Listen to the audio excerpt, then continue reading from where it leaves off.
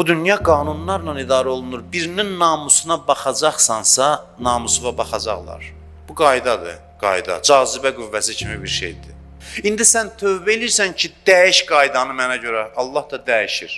O ki, zəruri idi, nəticə qaçılmaz idi, o qaçılmaz nəticəni səndən uzaqlaşdırır. Görün, nə baş verir hər dəfə biz tövbə edəndə, hər dəfə biz bağışlanmaq istəyəndə. Biz bunu başa düşəndə ki, Allah bizim üçün nə edir bizi bağışlamaqla, daha çox minnətdar olaraq Allaha. Biz elə bilirik ki, işdə görmüşük, elə bilirik iş gördük, təsirsiz ötüşür. Maddi dünyada da elə denəndə, denən işdə gördüm, əlimi apardım, saldım odun içinə. Niyə yandı ki? Bunu görürük, təbii gəlir. Günahdan hiss eləmirik günahın təsirini, elə bilirik bir işdə elədik, bir sözdə danışdıq. Bağışda da nə olsun ki?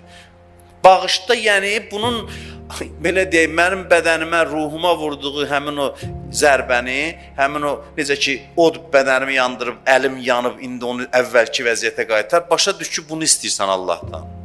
Bunu təmənna edirsən Allahdan.